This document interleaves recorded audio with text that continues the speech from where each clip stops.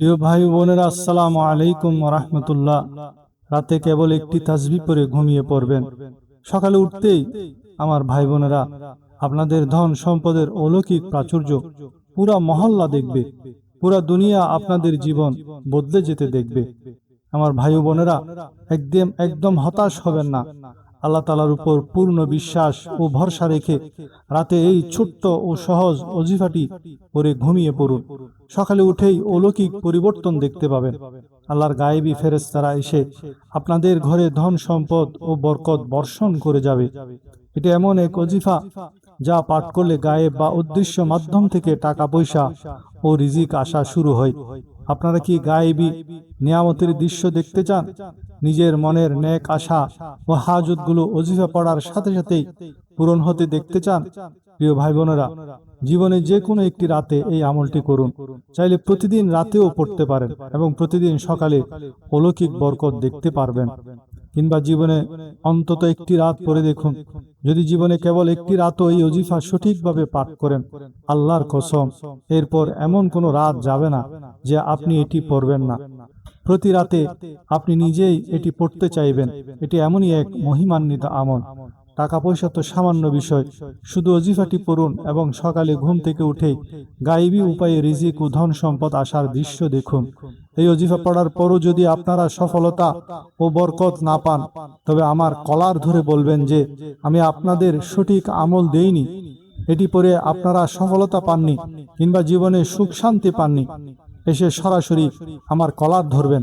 আজ আমি রাতের বেলার এমন একটি আমলের কথা বলছি, যা জীবনে অন্তত এক রাত পড়লে সকালে উঠে ধন সম্পদ রাখার জায়গা খুঁজে পাবেন না, কিন্তু রিজিকের প্রবাহ বন্ধ হবে না। চারপাশ থেকে গায়েবী উপায়ে টাকা পয়সা আসা শুরু হবে। কারণ এই আমলটি আমি কেবল নিজেই করিনি এবং নিজে অগণিতবার এর সুফল পাইনি, বরং এখনো পর্যন্ত প্রায় 300-400 মানুষকে এই আমলের কথা জানিয়েছি। এই বিশেষ আমলটির রহস্য আমি জানতে পেরেছি প্রায় 2-3 মাস আগে। যদিও মানুষকে ওজিফা ও আমল বাতলে দেওয়ার কাজে আমি প্রায় 10-15 বছর ধরে যুক্ত আছি, কিন্তু এই বিশেষ আমলটি কথা জেনেছি মাত্র কিছুদিন হলো। গত 2-3 মাসে যেসব ভাই বোন আমার সাথে যোগাযোগ করে হতাশ হয়ে বলেছেন, জনাব, আমরা ওজিফা পড়তে পড়তে ক্লান্ত, আমাদের হাজত পূরণ হয় না, অভাব অনটনে পকেট ও ঘর খালি হয়ে গেছে, আমরা নিঃস্ব হয়ে গেছি, আমাদের ঘরে অনাহার চলছে, আমাদের এমন কোনো আমল দিন যেন অভাব দূর হয়, তাদের আমি এই রাতের আমলটি করতে বলি। আমি দেখেছি রাতে এই আমল করার পর সকালে মানুষের ভাগ্য বদলে গেছে। তারা নিজেরাই এসে আমাকে বলেছে, আপনি আমাদের কি আমল দিলেন? সকালে উঠেই তো আমাদের মনের আশা পূরণ হয়ে গেছে। মানুষ সকালে মিষ্টি নিয়ে আমার কাছে আসতে চেয়েছে, কিন্তু আমি হাত জোর করে বলেছি, আপনারা শুধু আমার জন্য মন খুলে দোয়া করবেন, আর কিছুই চাই না। আমার কোনো টাকা পয়সা বা উপহারের লোভ নেই। ওজিফা বলে দেওয়ার বিনিময়ে টাকা নেওয়া আমার নিয়ম নয়। আমার একটাই শর্ত, আপনার উপকার হলে 2 হাত তুলে আমার জন্য দোয়া করবেন। আল্লাহ তাআলা আমাকে যা দিয়েছেন তাতেই আমি আলহামদুলিল্লাহ সন্তুষ্ট। গত 3 মাস ধরে আমি নিজেও প্রতি রাতে এই আমলটি করে আসছি। রাতে যখন থেকে এই আমল শুরু করেছি, আল্লাহ তাআলা আমার রিজিকে অফুরন্ত বরকত দান করেছেন। আপনারা কি চান এক রাতের আমলেই জীবনে ধন সম্পদ ও বরকতের বন্যা বয়ে যাক? পুরা বিশ্বের যে কোনো প্রান্ত থেকে, পাকিস্তান, ভারত, বাংলাদেশ, নেপাল, আফগানিস্তান, সৌদি আরব, দুবাই, ওমান, জাপান, ইটালি বা ইউরোপ, মধ্যপ্রাচ্য, যে কোনো দেশ, শহর, গ্রাম বা মহল্লা থেকে আপনি এই ভিডিও দেখে থাকুন না কেন, এটি যে কেউ করতে পারবেন। রাতের যে আমলটি ধারাবাহিকভাবে বুঝিয়ে দিব, তার আগে আমি আপনাদের বিশিষ্ট সাহাবী হযরত আব্দুর রহমান বিন আউফ রাদিয়াল্লাহু তাআলা আনহু দ্রুত ধনী হওয়ার অলৌকিক ঘটনা এবং তার গোপন আমলটি শেয়ার করতে চাই, যা প্রত্যেকের জন্য জানা অত্যন্ত জরুরি। সালটা ছিল 622 ঈসাই। মক্কা থেকে হিজরত করে মদিনায় এসেছেন আল্লাহর রসুলের প্রিয় সাহাবী হযরত আব্দুর রহমান ইবনে আউফ রাদিয়াল্লাহু তাআলা আনহু। মক্কায় তিনি বিত্তশালী থাকলেও ইসলাম গ্রহণের কারণে সব ধন সম্পদ ফেলে রেখে খালি হাতে নিঃস্ব অবস্থায় মদিনায় পা রাখেন। মদিনায় পৌঁছানোর পর আনসার সাহাবী হযরত সাদ ইবনে রবি রাদিয়াল্লাহু তাআলা আনহু তাকে বললেন, হে আমার ভাই আব্দুর রহমান, মদিনায় আমি অন্যতম ধনী ব্যক্তি, আমি আমার অর্ধেক সম্পত্তি আপনাকে লিখে দিচ্ছি, আপনি তা গ্রহণ করুন। হযরত আব্দুর রহমান বিন আউফ রাদিয়াল্লাহু তাআলা আনহু বলেন, আল্লাহ আপনার ধন সম্পদে আরো বরকত দিন। ভাই, আমার কোনো সম্পত্তির প্রয়োজন নেই, আপনি শুধু আমাকে মদিনার মূল বাজারের পথটি দেখিয়ে দিন। তিনি ভিক্ষা বা কারো অনুদান নেননি। মদিনার কাইনুকা বাজারে গিয়ে সামান্য পনির আর ঘি কিনে কেনাবেচা শুরু করলেন। তার ব্যবসার মূল রহস্য ছিল তিনটি। তিনি কখনো পণ্যের দোষ লুকাতেন না, নগদ টাকায় কেনাবেচা করতেন, বাকিতে যেতেন না, লাভের আশা খুব সামান্য রাখতেন যাতে বিক্রি বেশি হয়। তার সততা ও কৌশলের কারণে অল্প কিছুদিনের মধ্যেই ব্যবসার পরিধি অবিশ্বাস্য গতিতে বাড়তে থাকে। উটের ব্যবসা, পশমের ব্যবসা থেকে শুরু করে পুরো আরবের অন্যতম সফল ব্যবসায়ী হয়ে ওঠেন তিনি। রাসূলুল্লাহ সাল্লাল্লাহু আলাইহি ওয়াসাল্লাম বলেন, হে আব্দুর রহমান, তোমার জামাই তো বিয়ের সুবাস পাচ্ছি, তুমি কি বিয়ে করেছো? মোহর কত দিলে? হযরত আব্দুর রহমান রাদিয়াল্লাহু তাআলা আনহু বলেন, হে আল্লাহর রাসূল, আমি এক খেজুর আটির ওজন পরিমাণ সোনা দিয়ে এক আনসারী নারীকে বিয়ে করেছি। সুবহানাল্লাহ। যিনি কিছুদিন আগেও নিঃস্ব ছিলেন, তিনি নিজের উপার্জনে দ্রুতই স্বাবলম্বী হয়ে বিয়েও করে ফেললেন। তিনি নিজেই বলতেন, আল্লাহ আমাকে এত বরকত দিয়েছেন যে আমি যদি মাটিতেও হাত দিতাম তা সোনা মানিক হয়ে যেত। তবে তার এই ধন সম্পদের আসল গোপনীয়তা ছিল দান সদকা। তিনি যত বেশি দান করতেন, আল্লাহ তার ধন সম্পদ তত গুণ বাড়িয়ে দিতেন। এক যুদ্ধেই তিনি একবারে 40,000 দিনার সোনার মুদ্রা আল্লাহর রাস্তায় দান করে দিয়েছিলেন। প্রিয় দর্শক, যারা ধনী হতে চান তাদের জন্য নবী যুগের অত্যন্ত গরিব লোক সাহালাবার ঘটনাতে অনেক কিছু শেখার আছে। সেই ঘটনাটা না জানলে আপনি ধন সম্পদের মালিক হয়েও ধ্বংস হয়ে যাবেন। ঘটনাটি হলো, মদিনায় সাহালাবা নামে এক লোক ছিল। সে অত্যন্ত দরিদ্র ছিল। তিনি কিন্তু নিয়মিত মসজিদে নববীতে রাসূলুল্লাহ সাল্লাল্লাহু আলাইহি ওয়াসাল্লামের পিছনে নামাজ পড়ত। একদিন সে রাসূলুল্লাহ সাল্লাল্লাহু আলাইহি ওয়াসাল্লামের কাছে এসে বলল, সাহালাবা বলল, ইয়া রাসূলুল্লাহ, আল্লাহর কাছে দোয়া করুন তিনি যেন আমাকে অনেক ধন সম্পদ ও মাল সামানা দান করেন। রাসূলুল্লাহ সাল্লাল্লাহু আলাইহি ওয়াসাল্লাম বলেন, হে সাহালাবা, অল্প সম্পদ যার শুকর আদায় করা যায় তা সে প্রচুর সম্পদের চেয়ে উত্তম, যার শুকর আদায় করার ক্ষমতা তোমার থাকবে না। কিন্তু সাহালাবা নাছোড়বান্দা, সে বারবার আকুতি জানাতে লাগলো। তৃতীয়বার সে প্রতিজ্ঞা করলো। সাহালাবা বলল, আল্লাহর কসম, তিনি যদি আমাকে ধনী করেন তবে আমি প্রত্যেক পাওনাদারকে তার হক দেব, প্রচুর দান সৎকা করব। অবশেষে নবীজি সাল্লাল্লাহু আলাইহি ওয়াসাল্লাম তার জন্য দোয়া করলেন। সাহালাবা একটি ছাগল কিনে লালন পালন শুরু করলো। আল্লাহর রহমতে সেই ছাগলে এত বরকত হলো যে মদিনার অলিগলি ছাগলে ভরে গেল। ছাগলের পাল সামলাতে গিয়ে সাহালাবা মদিনার বাইরে চলে গেল। প্রথমে সে জোহর ও আসরের নামাজ জামাতে পড়া ছেড়ে দিল। এরপর শুধু জুমার নামাজে আসতো। এক পর্যায়ে ছাগল এত বাড়ল যে সে জুমার নামাজেও আসা বন্ধ করে দিল। কিছুদিন পর রাসূল সাল্লাল্লাহু আলাইহি ওয়াসাল্লাম যখন তার যাকাত আদায় করার জন্য লোক পাঠালেন, তখন ধন সম্পদের মোহে অন্ধ সাহালাবা বলল যে এই তো এক ধরনের ট্যাক্স বা জরিমানা, আমি কেন যাকাত দিব? সে যাকাত দিতে স্বীকার করলো। যখন এই খবর রাসূল সাল্লাল্লাহু আলাইহি ওয়াসাল্লামের কাছে পৌঁছালো, তিনি আফসোস করে বললেন, সাহালাবার জন্য ধ্বংস। আল্লাহ তাআলা সাহালাবার ব্যাপারে কোরআনের আয়াত নাজিল করলেন। পরে সাহালাবা অনুতপ্ত হয়ে যাকাত নিয়ে আসলেও রাসূল সাল্লাল্লাহু আলাইহি ওয়াসাল্লাম এবং পরবর্তীতে খোলাফায়ে রাশিদিনের কেউ তার সে অর্থ আর গ্রহণ করেননি। লোভ ও অবৈধ উপায়ে দ্রুত ধনী হতে গিয়ে সে দিন ও দুনিয়া দুটি হারিয়ে নিঃস্ব অবস্থায় মারা যায়। প্রিয় বন্ধুরা, আপনারা দুইটি ঘটনা থেকে ধন সম্পদের মালিক হলে কি করতে হবে তা এতক্ষণে বুঝে গেছেন। তা হলো বেশি বেশি দান সৎকা করতে হবে এবং যথাসময়ে যাকাত দিতে হবে। এবার আসুন আজকের সে কাঙ্ক্ষিত ওজিফাটি ধাপে ধাপে শিখে নিন। আমল করার বিশেষ নিয়ম। নাম্বার 1, মনোযোগ ও সময়। আমলটি করতে মাত্র 30 থেকে 45 সেকেন্ড সময় লাগবে। খুব ধীরে সুস্থে পড়লেও 1 মিনিটের বেশি লাগবে না।